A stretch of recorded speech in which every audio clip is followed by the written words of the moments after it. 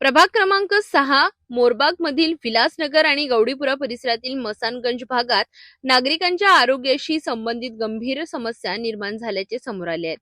परिसरात नव्याने झालेल्या बांधकामामुळे मोठ्या नाल्या बंद करण्यात आल्याचा आरोप स्थानिक नागरिकांनी केलाय।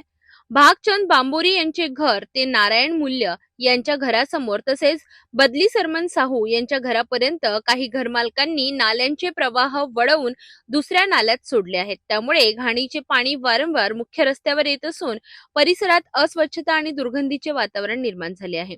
या समस्येसोबत मागील 5 वर्षांपासून पाठपुरावा सुरू असल्याचे नागरिकांनी सांगितले। कहाँ जाएंगे हमारे घर में कोई अफसर नहीं है करने वाला, हमको तो कोई सुविधा दे करने के लिए।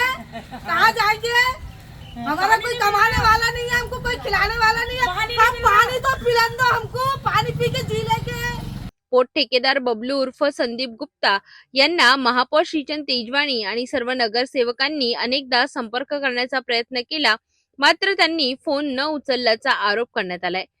हमको यहाँ पे पानी की बहुत समस्या है और हमको जल्दी से जल्दी यहाँ पे 2 नंबर स्कूल के पास में पानी की टंकी की ज़रूरत है, क्योंकि हमको पानी की इतनी ज़्यादा समस्या होती है कि दूर दूर से हमको पानी लाना पड़ता है और हम बिल भरने के लिए भी तैयार हैं, लेकिन हमको पानी चाहिए बिना मोटर का और बिना मशीन के।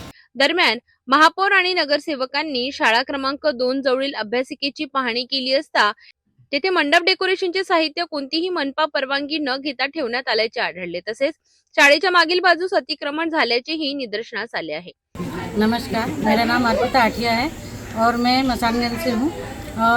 यहाँ पानी की बहुत ज़्यादा समस्या है। पानी की ऐसी समस्या है कि हमारे यहाँ तो पाइपलाइन है ही नहीं, छोटी पाइपलाइन है। दूसरी बात, मसानगंज, रतनगंज, झोपड़पट्टी, चेतनदास, ये पूरे एरिया में सब लोगों ने बड़ी मशीन लगा के रखी हुई है पानी की। उसके कारण हम लोगों को पानी पुरौठा होता नहीं है।